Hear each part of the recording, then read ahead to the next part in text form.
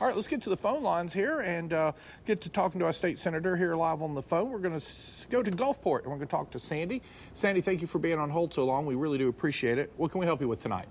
Well, I was just listening to the senator, and he said when they go back in January, they're going to talk about the BP money. Yes, ma'am. It should stay on the Gulf. The county's on the Gulf. But if they want to share the BP money, they need to share the wind and hail rates with the whole state. Why should ours go up during a storm? Theirs don't go up, but yet we get BP money and they want to come in and share it. Sandy, I'm going to say amen from the choir from my point of view on that one. Let me throw it over to the good state senator here. Well, I kind of agree with the statement there that, you know, wind and hail should be shared throughout the entire state. Just because you live on the Gulf Coast doesn't mean you're immune to any type of damage, whether it be tornadoes or hail or anything of that nature. As a matter of fact, I lived here in Ocean Springs, stationed at Keesler when Katrina hit. Right. A lot of the damage and so forth was off the coast as well. It was up in North Mississippi, Hattiesburg, and so forth.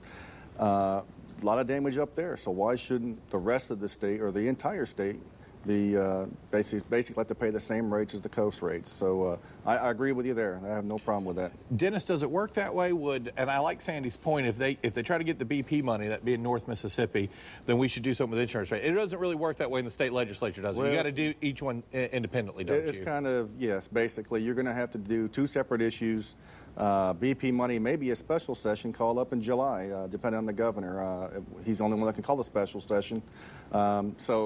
Hearing rumors there may be a special session in July to deal with just the BP money. I don't know. We'll wait and see. Right.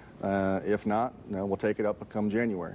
Jim, you know BP. Right, and I've heard those same rumors about a special session. And I just got to say, obviously I'm from the coast. I saw the impact here. You'd have to have a really convincing argument to convince me that the money shouldn't stay here on the coast. We're right. the Gulf states, this, the region, basically the broadcast area that we're talking to here. This is where the impact was felt.